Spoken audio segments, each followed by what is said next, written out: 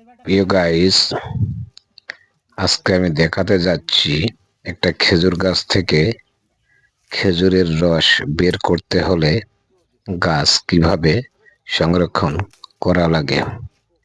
দেখতে থাকুন আমার ভিডিও। খেজুর গাছটি কিভাবে পরিষ্কার করে খেজুরের রস বাহির করার প্রস্তুতি নেয়। দেখতেছেন খেজুর গাছের ডাগ্গাগুলি সব কেটে পরিষ্কার করা হচ্ছে।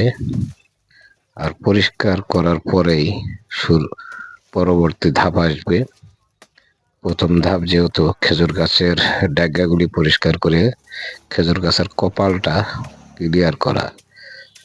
কপালটা ক্লিয়ার করার পরেই পরবর্তীতে এই গাছে আপনার একটি নল এবং একটি খুঁটি দেওয়া হবে যাতে কলস বাঁধানো যায়। এখন প্রথম কাজ হচ্ছে খেজুর গাছটা সুন্দর করে পরিষ্কার করা এবং তার কপালটা চকচকে বানানো।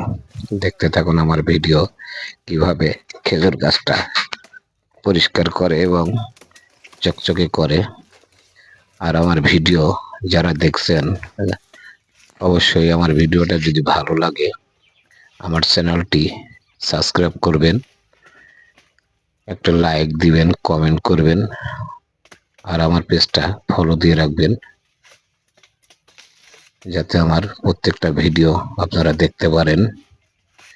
আপনারা দেখছেন খেজুর গাছের ডাগ্গাগুলি একজন গাছিয়া, যাকে আমাদের দেশ গ্রামের হিসেবে বলে গাছ ওঠানো, অথচ অন্য অন্য দেশে হয়তো কেউ কোনো জায়গায় বলে গাছ ঝোড়া।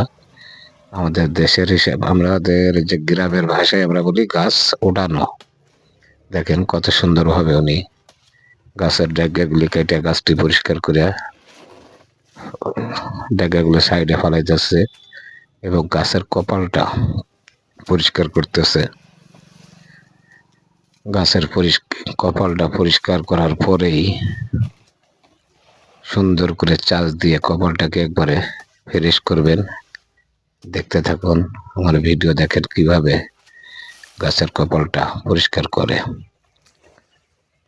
আর একজন গাছ ঝুড়তে গেলে কয়েকটা কোয়ালিটির দাও সে ব্যবহার করে। দেখেন একটা থুয়ে দিল, এবার আরেকটা নিবে, এটা দিয়েও পরিষ্কার করবে, তারপরে আরেকটা দিয়ে গাছটা ফিনিশিং দিবে। ফিনিশিং দেওয়ার পরও গাছটা 10 থেকে 15 দিন শুকাবে আবার এইভাবে।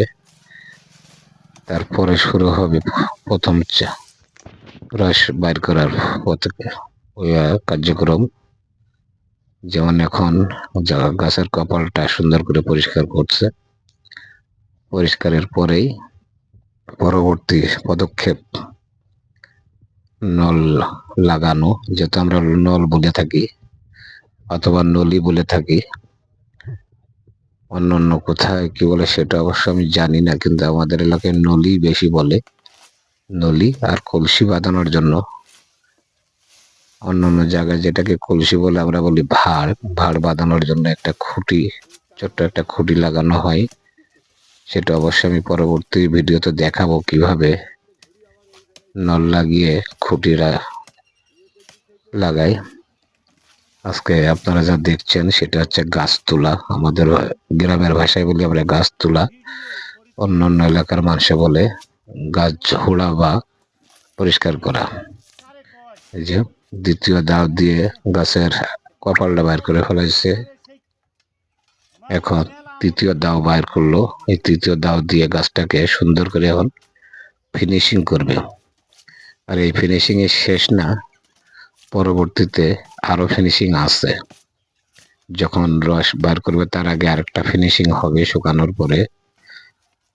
তারপরেই পরবর্তীতে আস্তে আস্তে রস গাছ থেকে বেরোবে। আপনারা দেখছেন আমার গাছ ওঠানোর ভিডিও।